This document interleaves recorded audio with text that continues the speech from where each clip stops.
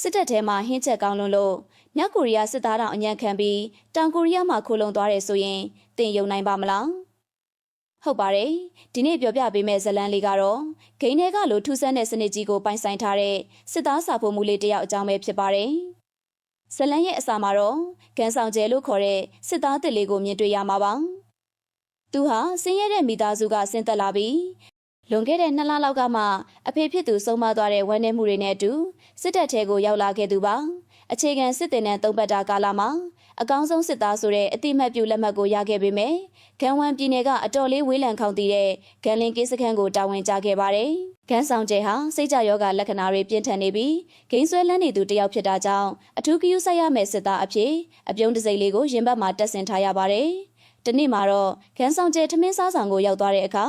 အဲဒီကဝါရင်စာဖို့မှုစာချင်းတောင်ဟွန်းရဲ့အလွန်ဆိုးရွားလာတဲ့လက်ရာတွေကိုမြည်ဆန်းခဲ့ရပါတယ်။ကန်ဆောင်ကျဲကတိုဖူးဟင်းချိုဟာအယမ်းငံလွန်တယ်လို့ဝေဖန်မိတဲ့အတွက်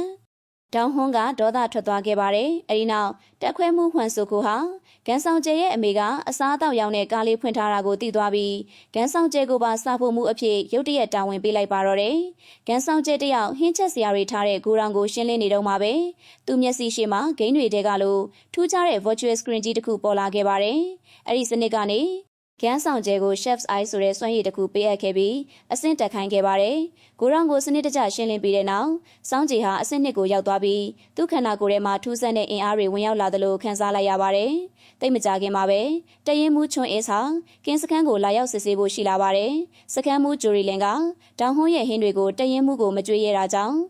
စောင်းကြီးရှိမှာအမဲသားရေကြီးစွတ်ပြုတ်ချက်ရမယ့်မစ်ရှင်အသစ်ပေါ်လာပါတယ်။အမဲသားပြုတ်ရေကုန်နေတာကြောင့်စောင်းကြီးဟာရေခဲတစ်တာတွေကတန်ဖိုးချုပ်ဥတွေကိုတုံးပြီးအစားထိုးချက်ပြုတ်လိုက်ပါတယ်။တရင်မှုစားကြည့်လိုက်တဲ့အခါအရန်ကိုအရသာရှိလွန်းလာပေမဲ့ဟင်းထဲမှာပါတဲ့နှမ်းစေးမှုန့်နဲ့ဓာတ်မတည့်တာကြောင့်အသက်ရှူကျက်ပြီးဆေးရုံတင်လိုက်ရပါတော့တယ်။ဒါပေမဲ့တရင်မှုဆေးရုံကနေတတိယလာတဲ့အခါ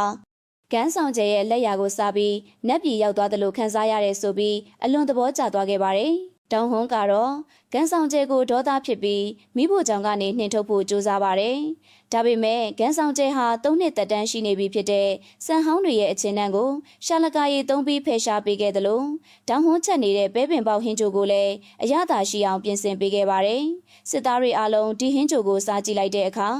တခါမှမစားဘူးတဲ့အရသာထူးကိုခံစားလိုက်ရပြီးအံ့အားသင့်သွားခဲ့ကြပါတယ်။အဲ့ဒီအချိန်မှာပဲနေဆက်မှာတောင်းတင်းနေတဲ့မြောက်ကိုရီးယားအမျိုးသားကင်မင်ဟိုကိုစစ်သားတွေကဖမ်းဆီးခေါ်ဆောင်လာခဲ့ပါတယ်။ကင်မင်ဟိုဟာတောင်ကိုရီးယားမှာမနေချင်ဘူးလို့ခေါင်းမာနေခဲ့ပေမဲ့ဂန်းဆောင်ကျဲချက်ထားတဲ့တွန်ကတ်ဆူဝတ်သားပြကျော်ရဲ့အနံကိုမခံနိုင်ပဲစားလိုက်မိတဲ့အခါမှာတော့လွတ်လပ်မှုရဲ့အရာသာပဲဆိုပြီးဝမ်တာအာယာအော်ဟစ်က